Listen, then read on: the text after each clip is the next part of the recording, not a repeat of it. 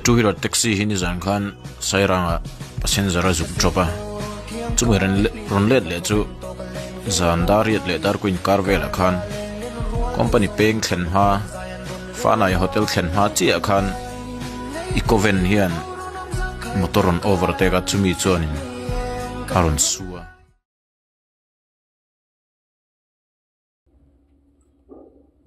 kale ai tun chuma kan thir ho kan an ho le to hi ni zan lam khan sai rang lama two wheeler taxi passenger drop in azukala aron ho chole lam pa hian to su la ron to azelo khop maya aron ho chole lam pa hian fanai hotel then ma khuan Eeco vanin ron overtake in ron su azelo khop maya hemi Eeco van po hi overtake asut nuwa Atlan Tlang ani ome kakhathil poili tukani thina mania injan ta sela ron sutu overtake tu hi ama hian an injan ta sela adulo tu ber zok chu ani mai thaini zokana hete hi mani injan hi an meu thin lo than khathi azia lo khop maya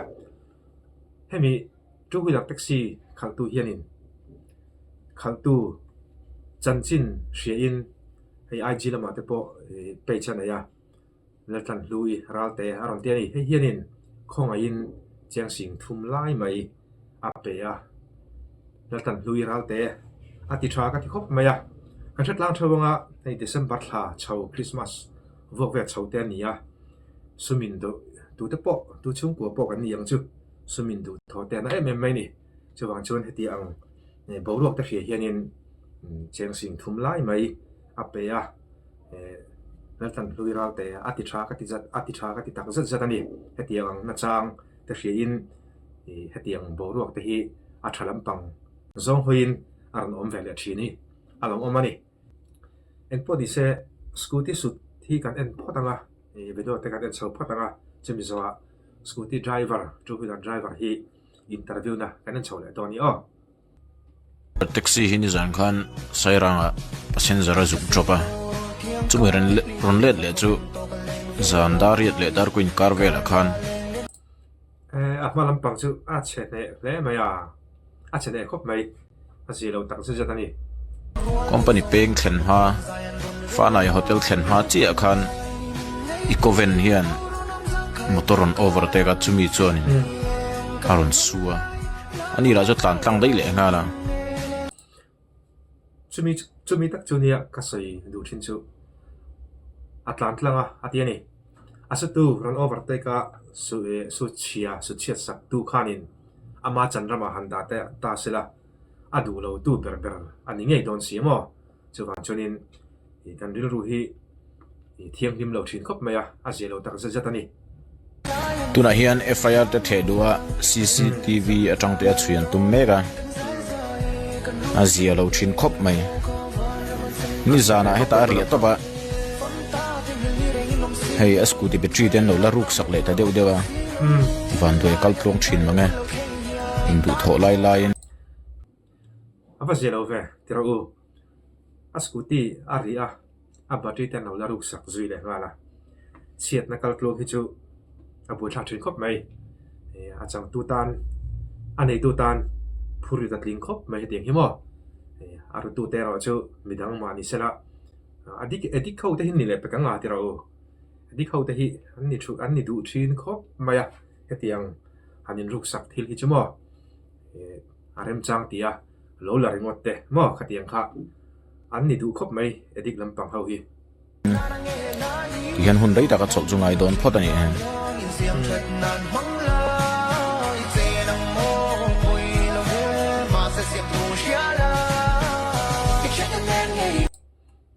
khan hemi atir lama hianin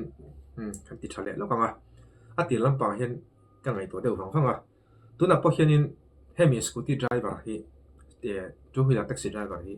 tuna ran seng che kha asiam tia chung khanin niang zan nge cholang midang two wheeler taxi kha akhal lo zoi te ni lo chonin ti khan ya sum la lu na kha atop ri lok don ti na kha ni azia la wina poi tak zatania cái tiếng hi ngong hi thui thế này cái tiếng hi mò ngong hi thui thế khóc mày thì anh nghe đi servicing ở đây kalanga servicing lamin với lại khát ăn thì cha dùng thế đòn big xì đó mò rồi này anh à thì cha taka xiêm xiêm rồi ăn xiêm rồi nữa thì lúc takin pangai taka han service kha angai don chau tina kha ni cho còn cho nên thil han ti chiat sakhi electronic te phei chu với lại khát cha dùng này ani thei box xì là hi electronic lampang te ni wangin hani ti chiat sak ro thi xiêm than le dùng thế ni xì là ngong hi thui du khop mai he two wheeler taxi hi ni zan khan sairanga passenger a zuk dropa chumi ron le chu zandar le dar kuin car vela khan company paying thlen ha fanai hotel thlen ha chi a khan Eeco van hian motor on overtake a chumi chonin aron suwa ani ra jo tlang dei le ngala tuna hian FIR te thedua CCTV atang te chuan tum mega FIR thedua CCTV atanga chuan tuma thil tisol tu roi chu du san dan chon han man thei hlop sela awacha em tero han man thei hlop sela a thakop mai azia lo thin khop mai ni zana heta ria to ba hey scooty battery den lo la ruk sak le ta deu dewa van doi kal tlong thin ma me in du tho lai in hian hun dei ta ka chok jungai don photani hen ole khami kha aron comment kim chang ve do kanan theni ta sela ti chuan hemi two wheeler taxi khal tuina lom thu asoina kanan chawle photang gan nei lo kanga karma sajit top zana two wheeler taxi accident ganon post rider kha ama hinia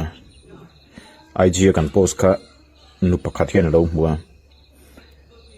private in miron bia a phone number hi miron dil ni chuta chuanin Christmas an hai to sia service theilawa om tur kha alo khongai lu to ka chuta cheng sing thum te me maina ron tran puya aro pui kan ti khop me ke ma phuru ber hangalo changa tuna hen tan shila video shoot turin lom thu soina video kan nei ngai tin ka pan wang ani ole accident chu chang okon two wheeler taxi IG page kal tlangin pila kan rin ka chanchin te long shia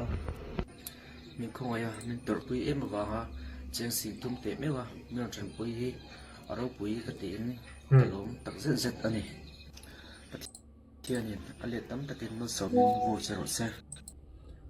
ole khami kha taxi rider an tran pui na wanga lom thu seina video ani a tran pui tu la tran pui ra te atilom tak zet ani tin ichina aran soeng khan FIR te thelu tum ni in CCTV tang te pawa en chat le te an tum dona the top chuin hlotlin takin rachok theisela du tu samani